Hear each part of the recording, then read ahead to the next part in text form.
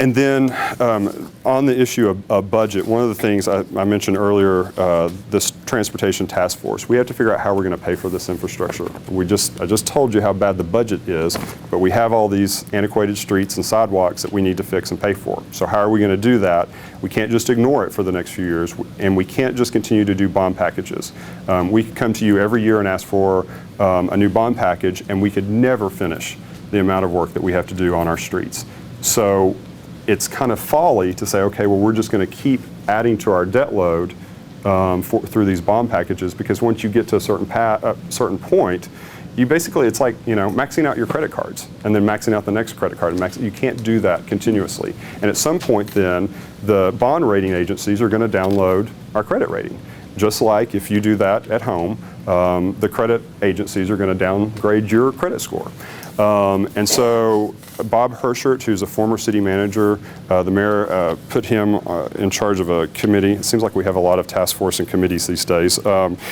Jeff Davis, who's the president of the Mistletoe Heights Neighborhood Association, was appointed by the mayor to that committee. They're going to be working on looking at how do we fund this.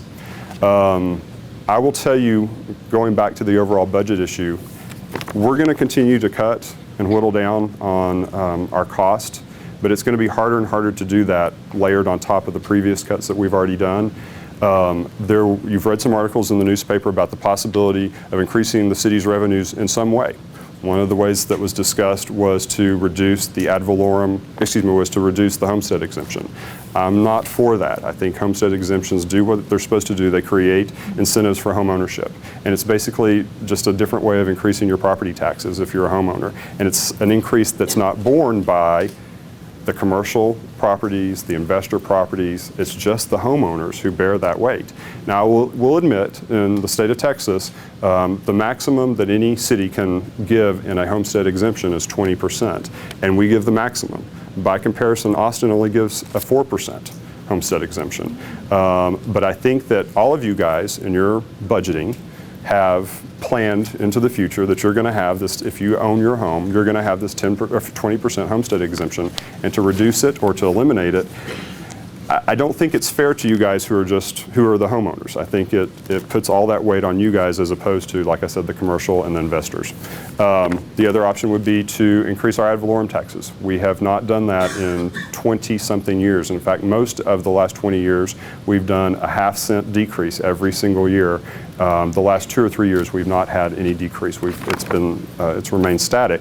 There's none of us on the city council who want to raise your ad valorem taxes.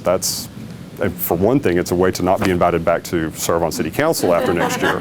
But in addition to that, we don't want to be the council that increased your property taxes. That really needs to be a method of last resort. So how do we fund these things? And I think, I don't know what the outcome of this study is going to be, but I think the more palatable thing for me as someone who pays property taxes and pays sales taxes and things like that, is to make sure that any additional revenues do go directly to what the problem is, so that you guys don't feel that it's, being pushed out into like little pet projects and things like that. If we're telling you that we're going to get more money from you, and we're going to tell you that we're going to do so to fix your roads, well, it dang well better go to fix your roads, or you're not going to like that.